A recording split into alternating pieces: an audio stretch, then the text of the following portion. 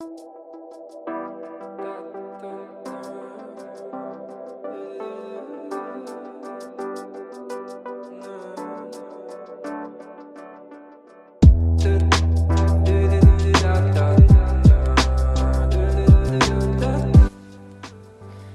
welcome back to my channel. So today I'm working on my mum. Now here you can just see me removing her old gel polish and rebalancing her biab as her nails have been growing out now. It's been about 8 weeks since I've redone her nails. So I'm just taking my 150 grit sanding band and I'm just using that to remove all the old polish and rebalance the nails.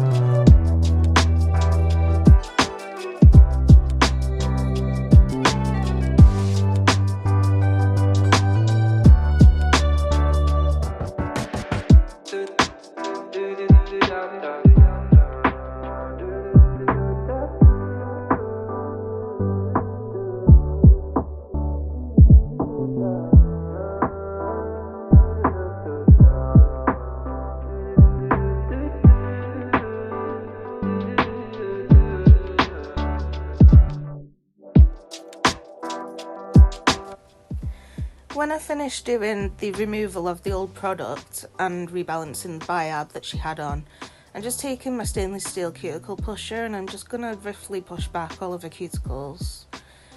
And once I've done that, I'm going to take my flame-shaped drill bit for my e-file on a very low speed and I'm just going to go around all of the cuticles. But when I did film that, it was out of shot, so you don't get to see that, unfortunately. But after I'd done that, I went in with my cuticle nippers and I just removed the dead tissue that was around her cuticles.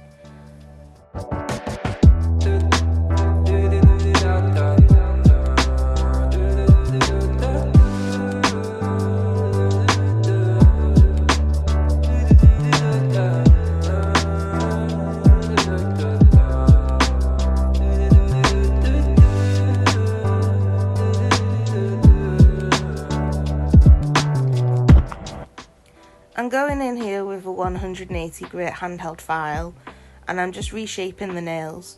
Now because it's been so long since I've done her nails, this was like the latest that she could wait. So her nails have grown out considerably, and when I did the biab on them the first time she had rather short nails, so I kept them more round. But now that they've grown out, they just need tapering in at the side walls just a little bit to rebalance them and make them look more natural rather than them being more bulky round. But she is still keeping that round shape. I'm hoping to convince her when they grow out to a much longer length than this to get her to agree to let me do almond shaped nails on her, because I think that her nails would really suit almond shape. But we will see if it comes to that in the future or not, because she is quite stubborn, my mum.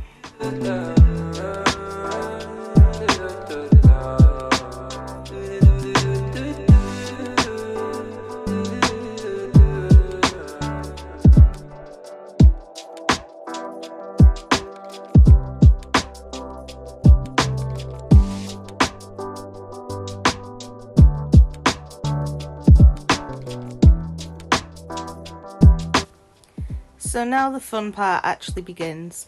So I'm going in here with my dehydrator and then I go in with my non-acid based primer and I'm going straight in from there with the base coat, and I'm keeping the base coat super thin and I'm going to cure that for 60 seconds and then I'm going to start redoing the biab as an infill and make it look really nice for her.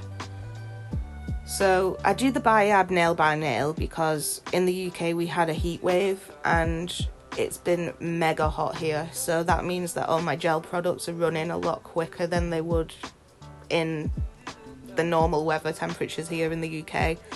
but it's workable. Sometimes if it gets too hot, I will actually place my Biab bottle in a little pot filled with water and ice just to bring the temperature down so the gel doesn't run as much.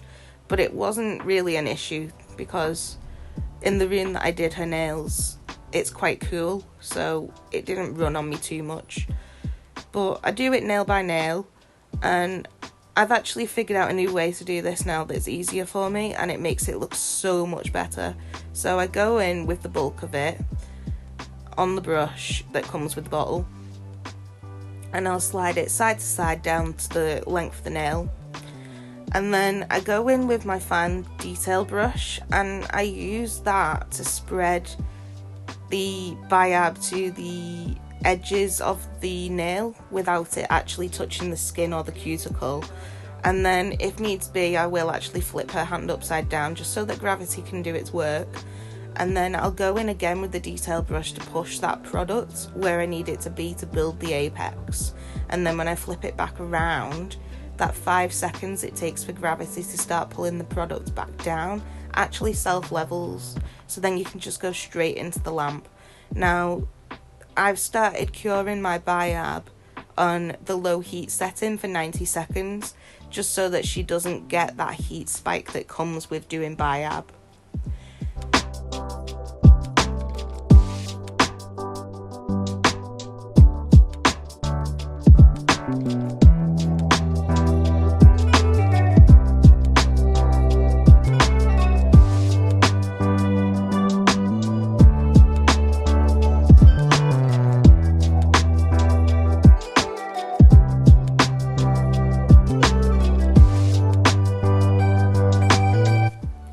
Now I'm getting into the art. Now I've already done one layer of a nude gel polish over the top of the Biab and cured that for 60 seconds, but I forgot to record that. But now I'm taking this hot pink, neon pink colour, and I'm just applying that to the tips. And then I'm going to take my ombre brush and I'm just going to feather that up towards the cuticles of the nail, and then I cure that for 60 seconds. And then I take the base coat that I did of the nude pink at the start, and I go back in with that again, and I push it to the cuticles, and again I'll grab my ombre brush and I'll just drag it down the nail, and then I cured that again for 60 seconds.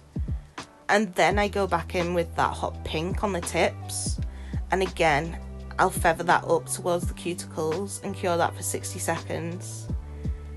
And then I'll take the nude pink again and feather that down towards the free edge with my ombre brush again and cure that for 60 seconds. Now, gradients, they do have to be quite precise to make it look like a gradient and not just a line that's in the centre of the nail. So you have to take your time with doing gradients, and that's why I go in with so many coats for it. But I keep the coats that I do super thin to not cause the nail to bulk up, because I'm not done after this point.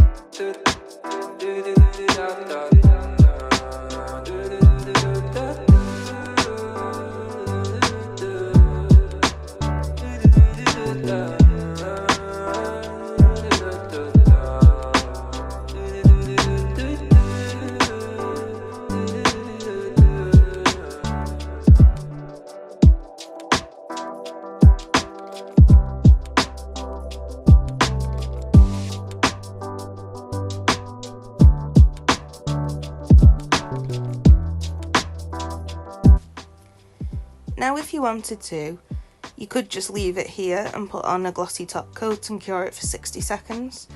But my mum loves all things glitter and sparkles. So I went in with 2 glitter jelly based gel polishes. God, try saying that 3 times quick. And I literally went from cuticle to free edge with the lightest and then cured that for 60 seconds. And then I did another coat and again cured that for 60 seconds. And then I went in with the darkest pink and I just put that on the free edge, and then I used my ombre brush to just fade it out towards the cuticle. And then I cured that for 60 seconds. And again, I'm doing this in really thin coats, and you can literally just keep going until you get the opacity and the glitter payoff that you want to.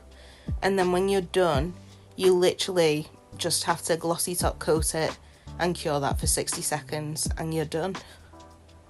So that's the whole tutorial, basically. And then to finish it off, I always file the free edge just to get rid of anything that may have just, dripped over the edge that makes the nail look a bit out of shape. And then I'll always finish with cuticle oil as well and massage that into the hands.